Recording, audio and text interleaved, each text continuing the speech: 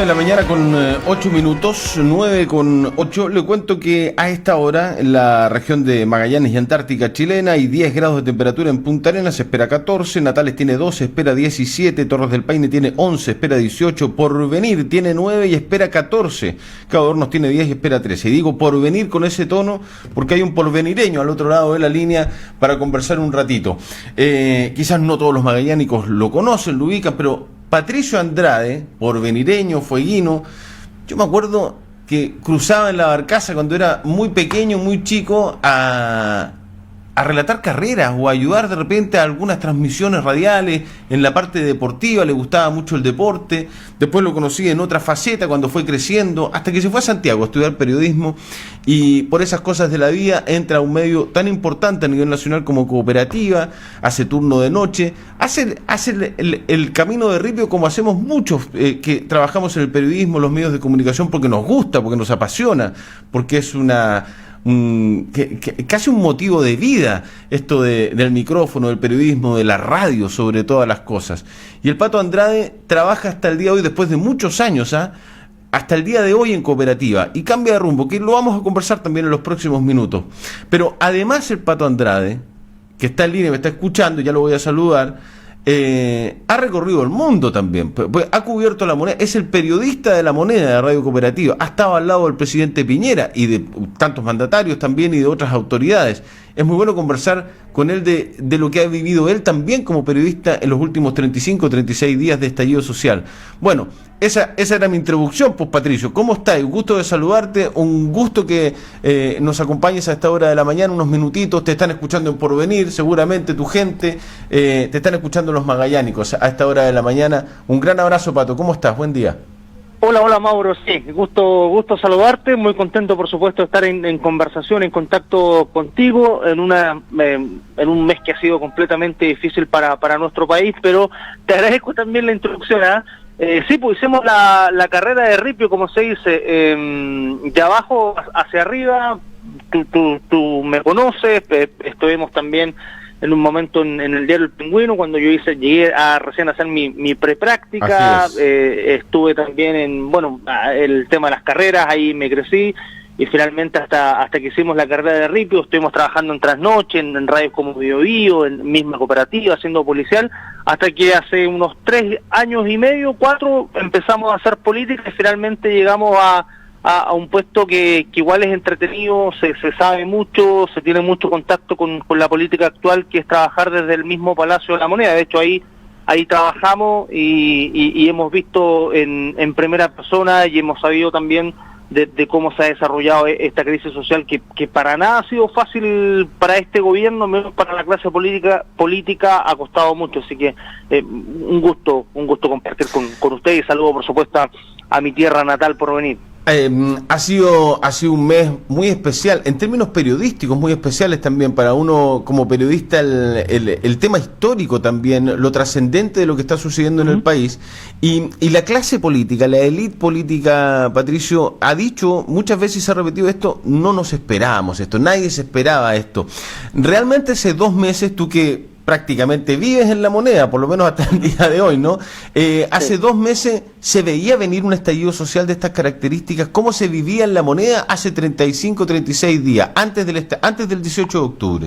Yo te lo podría resumir incluso en la última semana, Mauro. Nadie esperaba completamente esto. Desde la parte periodística, yo trabajo, por ejemplo, con Sergio Campos, ícono al menos de voz en el tema de la dictadura, y él me decía sin duda que esto es el hecho más importante en los 30 años que estamos en democracia, así de tajante. En cuanto al gobierno, solamente para ir explicándole a la gente en que entienda, la última semana el presidente de la República, Sebastián Piñera, da una entrevista a un medio televisivo, a un matinal que es Mucho Gusto de Mega, y él dice: podemos decir hoy día que somos el oasis en Latinoamérica. Vemos cómo está Argentina con recesión, vemos también cómo está Colombia, así que le estamos compitiendo de palmo a Perú en quién crece más económicamente. Esa era la visión. Piñera venía muy arriba, pensando en que su última participación en Nueva York, en los Estados Unidos, había logrado un liderazgo importante, había logrado ser un puente entre la Unión Europea y también Latinoamérica cuando pasaban el tema de los incendios forestales en la Amazonía, así que venía muy arriba el presidente. ¿Qué ha pasado hoy día? Mucha política reaccionaria de toda la clase política es lo que se ha visto. Y te lo digo porque la última semana, antes del 18 de octubre, cuando ocurre esta crisis social, se estaba hablando de las evasiones masivas en el metro, que fue el origen de todo esto, claro. Entonces, pasa esto, finalmente en La Moneda no le toman el pulso completo hasta que llega ese viernes 18, cuando finalmente ahí La Moneda reacciona. ¿Pero cuál fue la reacción de La Moneda? No vamos a bajar el alza del precio del metro. Eso enojó mucho más a la gente. En ese tiempo el ministro del Interior era Andrés Chadwick, y esa misma noche en La Moneda, te lo puedo decir porque estábamos ahí, yo estaba ahí. ¿Qué pasa? El presidente, después de una declaración del ministro del Interior, mientras comenzaban los disturbios ya en las calles de Santiago, luego se fue propagando incluso a todas las regiones del país, incluido Punta Arenas, el presidente se va a La Moneda, tipo 8:15 de ese viernes 18, y a las 15 minutos el ministro del Interior también se va a La Moneda. Entonces nosotros nos preguntamos qué está pasando acá, al menos en la agrupación de periodistas de La Moneda que estamos ahí, que cubrimos, y luego supimos que el presidente se fue a celebrar el cumpleaños con su nieto, el comentado hecho de las pizzas. Sí, claro. Y en definitiva, mientras tanto el subsecretario del Interior, Rodrigo Villa, era el encargado al menos de monitorear la seguridad. Lo vimos cruzar varias veces con el general director Mario Rosa. Así que ahí uno se va dando cuenta de que finalmente no se le estaba tomando el peso a lo que ocurrió. Más tarde el presidente tuvo que devolverse al conocerse el episodio de la pizza, y esa misma noche cuando estábamos ahí, pasada la 1 de la mañana, se decreta el estado de emergencia para la región metropolitana. Ahí comienza el problema. No se previó, no se hicieron los análisis correspondientes, y lo que sucede más adelante es lo mismo. 4 días el gobierno hablando en el foco solo de violencia, cuando ya en las calles se pedían al menos medidas urgentes. No solamente el tema del metro, el tema del transporte relajado a los adultos mayores para todo el país, incluido a todas las regiones del país. También estaba el tema de las pensiones. El tema también del ingreso mínimo, el salario mínimo, eran ya medidas que iban apareciendo y que finalmente el gobierno, cuando estábamos nosotros ahí en la sala de prensa en el Salón Azul del Palacio de la Moneda, el presidente al menos insistía en el foco de la violencia. Esto queda para la anécdota, la historia. Hubo muchas conferencias de prensa que al menos protagonizamos, que fueron muy tensas con autoridades de gobierno, porque finalmente la pega nuestra era pedirle respuestas, reacciones de cuando se hablaba del tema de fondo y dejar un poquito al lado de la violencia. No se previó. El presidente recién el 5.º día aparece con una medida de agendas sociales, que son 15, al menos que ya son conocidas, son varias. Tampoco calmó. ¿Qué se empezó a pedir después? El cambio de gabinete. El cambio de gabinete se comenzó a pedir a la semana después. El presidente se demora unos 5 días más. Finalmente lo hace el lunes 28 de octubre. Sale Chadwick. Tenía que salir sí o sí el ministro del Interior, Andrés Chadwick, y ahí al menos el gobierno en ese momento pensaba que era el último cartucho al menos para minorar la situación que estaba ocurriendo en las calles.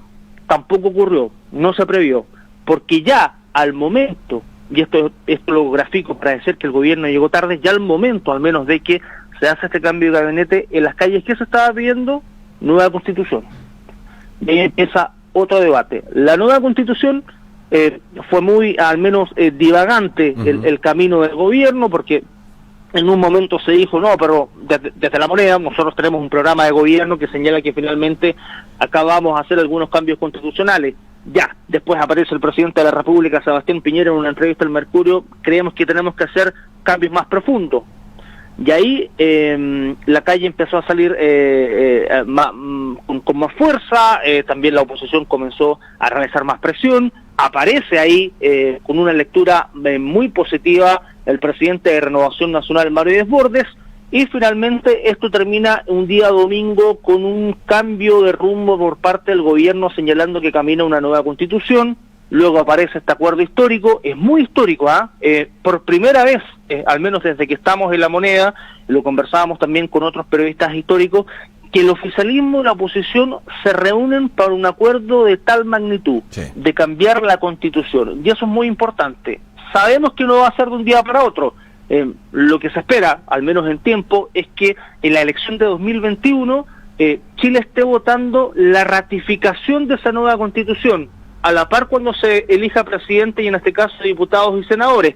Así que va a ser muy importante ese proceso de seguir, y bueno, ahí termina ese proceso de nueva constitución, ahora está en desarrollo y ahora también aparece la agenda social de que aparezcan finalmente medidas. El gobierno está pensando en cómo reformular esa agenda social, qué medidas más se imponen en materia de educación, en materia de salud, qué pasa con los consultorios, con las listas de espera. Así que ha sido una pega muy enorme, de mucha política reaccionaria por parte del Ejecutivo, porque reacciona finalmente a los tiempos, y esto ha tenido que sostener al presidente de la República en la moneda con muy pocas salidas. Ayer recién tuvo una salida, pero muy encima de los tiempos, así que no ha sido fácil para el Palacio de la Moneda tratar de contener esta crisis social que finalmente en la moneda no la previeron, y también la clase política pasó lo mismo.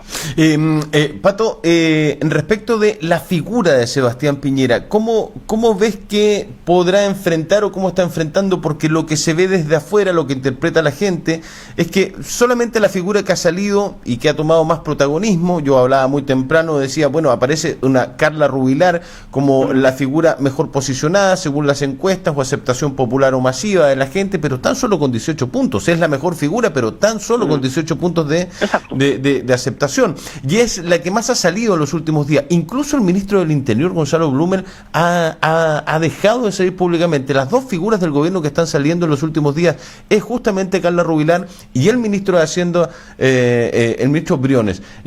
No hay más figuras, de a poquitito han ido saliendo algunos otros ministros, ya volvió a los medios la ministra Hatt de Transporte y un par más, pero no mucho más que eso.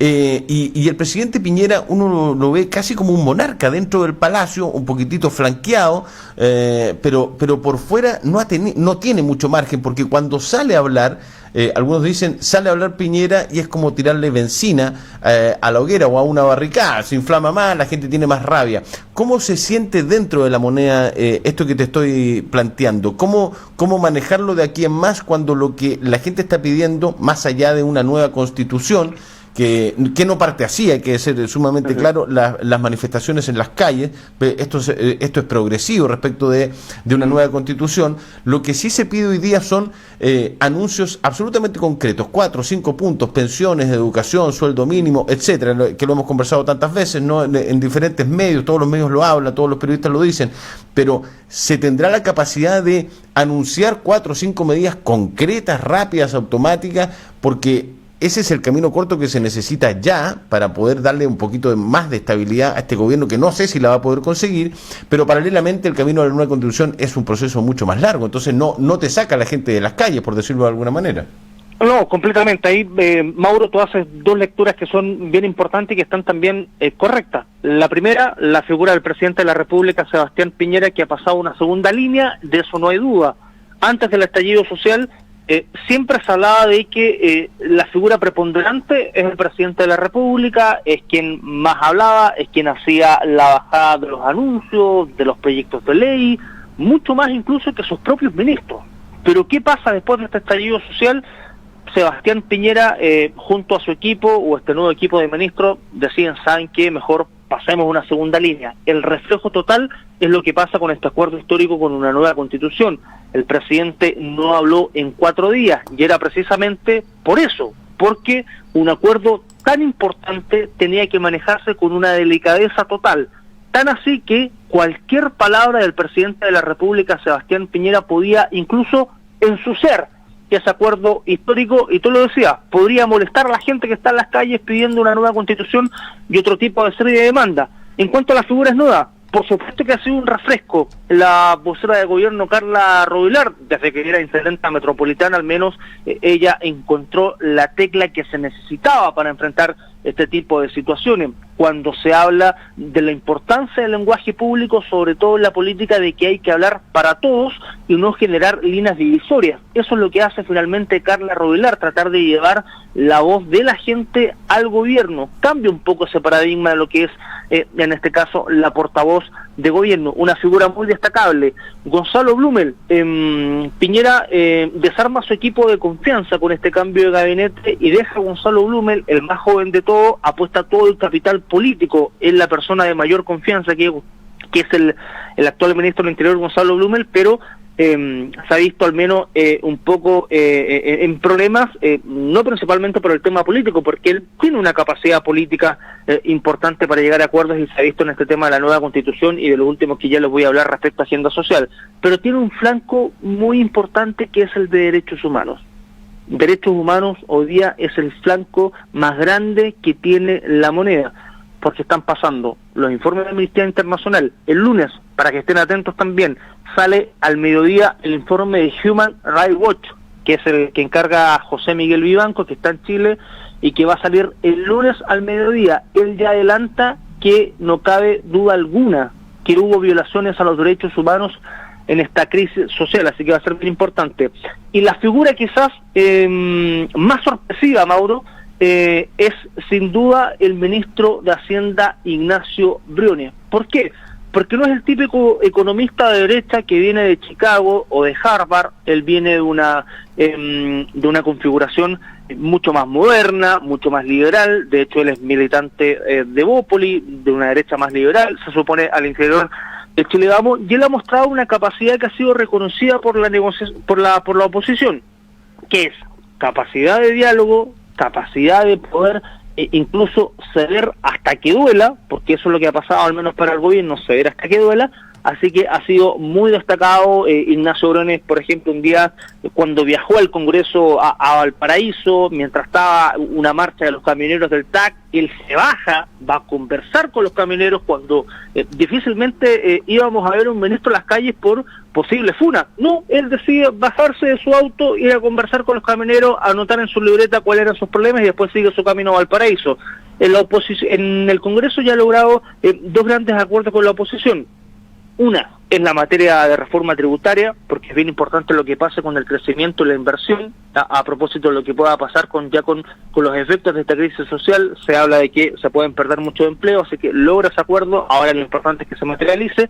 Y lo otro, con el presupuesto, pensiones, el aumento ya del 50% de la pensión básica solidaria para los mayores de 84 años, de forma progresiva también para el resto de los mayores de 65 años, la condonación de las multas e intereses del CAE también lo logra él, la tarifa rebajada al transporte de autos mayores también lo logra él, así que de ese comité político nuevo, si bien está a revelar, el más sorpresivo y el más afable ha sido el ministro de Hacienda, Ignacio Briones. Comparto, absolutamente. Quiero volver al tema derechos humanos, porque así es como tú dices, al mediodía del próximo lunes Human Rights Watch va a dar a conocer su informe, pero Amnistía Internacional lo dio a conocer ayer, lo que ha provocado un comunicado de prensa.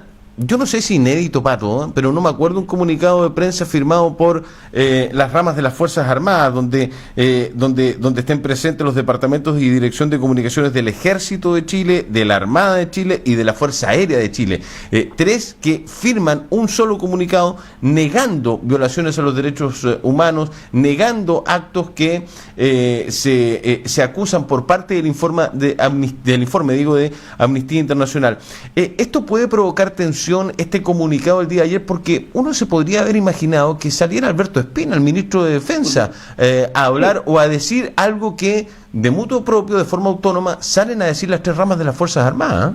No, y esto es completamente llamativo, no hay duda alguna ahí, Mauro. O sea, hoy día estamos en el 2019, las Fuerzas Armadas no son deliberantes, eso está, no son deliberantes, y aparece con este comunicado rechazando lo que dice Amnistía Internacional. Por supuesto que llamó la atención, de hecho ya les adelanto hoy día que en el Palacio de la Moneda esa es la atención hoy, esa es la atención.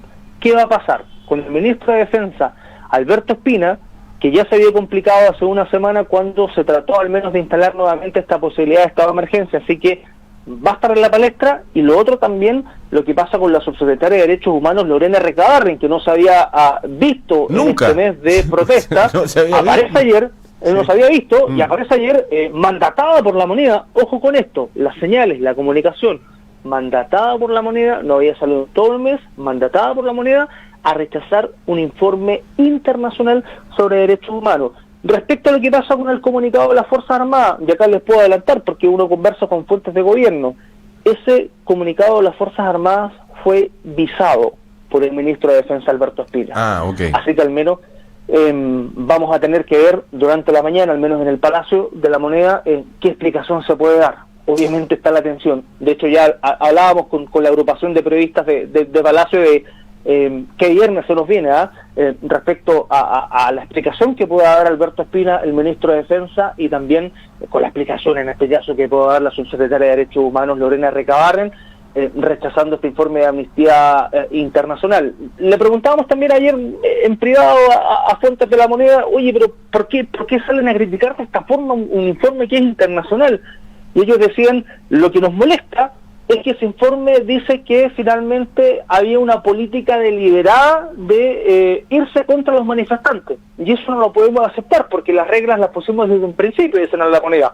Le dijimos a las Fuerzas Armadas, le dijimos a los carabineros que salgan a resguardar el orden público, pero por favor, y esto se los exigimos, con el resguardo total de los derechos fundamentales de las personas. Así que ellos dicen que por eso están enojados con el informe de Amnistía Internacional, que sí pueden tomar como insumo otras partes del informe, pero finalmente esa es la gran molestia. Y este flanco va a seguir, Mauro. Sí. Sin duda va a ser el flanco más importante.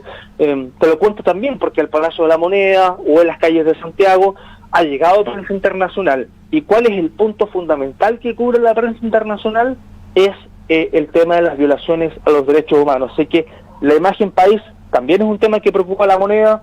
Ayer Sebastián Piñera desayunaba con corresponsales extranjeros, les daba también algunas declaraciones, ya al menos en la Moneda se reconoce que hay en algunos casos, esa es la palabra que ocupan, ha existido exceso policial, ha existido algunas vulneraciones, pero eso tendrá que funcionar con la justicia porque acá funcionan las instituciones, así que sin duda que es un flanco muy importante para la Moneda, y el lunes aparece el de Human Rights Watch. Falta todavía el más importante, si podríamos decirlo en este orden, que es el que lanza más adelante la oficina de la alta comisionada de la ONU para los Derechos Humanos, Michelle Bachelet, y ahí al menos ya serían 3 informes categóricos de vulneraciones a los derechos humanos. Va a haber que esperar porque no son días fáciles ni un poco más, ni siquiera un poco más fáciles de los que ya han pasado en los últimos días, que se había bajado un poquitito la tensión, pero yo creo que esto va a retomar, por decirlo de alguna manera, importancia, fuerza. No son días fáciles, se vienen días tensos para la Moneda, y seguramente se conversa ahí en los pasillos, en el patio de los Naranjos, en los recovecos de la Moneda,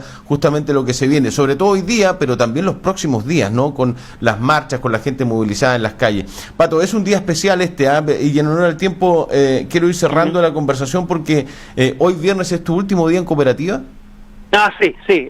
Hoy día al menos terminamos un ciclo de casi 8 años, Mauro, en Radio Cooperativa.